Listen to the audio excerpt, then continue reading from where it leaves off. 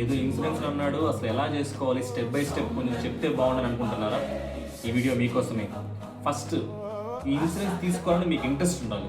మీకు ఏదైనా అయిన రోజు మీ ఇంట్లో వాళ్ళకి మీరు ఇవ్వగలిగే ఏకైక బెనిఫిట్ ఏదైనా ఉంటుంది అంటే ఇన్సూరెన్స్ మాత్రమే. కాబట్టి ఫస్ట్ మీకు ఇంట్రెస్ట్ ఉండాలి.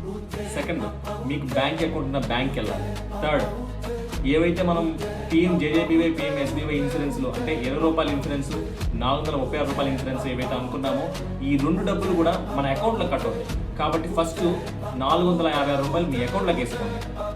ఫోర్త్ స్టెప్, డబ్బులు అకౌంట్లో పడిన తర్వాత జేజేబీవై ఎస్బీవై లేదా రూ. 20 436 ఇన్సూరెన్స్ అని మీరు బ్యాంక్లో ఏ కౌంటర్లో ఉన్న అడిగినా కూడా మీకు హెల్ప్ చేస్తారు. ఫిఫ్త్ స్టెప్, మీకు ఇచ్చిన ఫామ్లో డీటెయిల్స్ ఫిల్ చేయండి. మెయిన్గా మీరు జాగ్రత్తగా రాయాల్సింది నామినీ.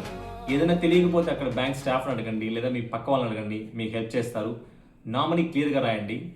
సిక్స్త్ స్టెప్, మీ అకౌంట్లో రూ. 20 436 ఈ రెండు ఇన్సూరెన్స్ తాలూకా అమౌంట్లు వెంటనే కానీ సాయంత్రానికి కానీ అకౌంట్లో కట్ అయిపోతాయి. మీకు మెసేజ్ కూడా వచ్చేస్తాయి. బ్యాంక్ వాళ్ళకి మీరు ఫామ్స్ ఇవ్వగానే మీకు ఒక చిన్న రసీదు ఇస్తారు.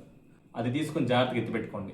సెవెంత్ స్టెప్, మీ ఇంట్లో వాళ్ళకి చెప్పండి రూ. 20 ఇన్సూరెన్స్, రూ. 436 ఇన్సూరెన్స్ రెండు ఈరోజు తీసుకున్నానని చెప్పి. ఏదైనా జరిగిన రోజు పలానా బ్రాంచ్కి వెళ్ళి కాంటాక్ట్ అవ్వాలనేది క్లియర్గా చెప్పండి.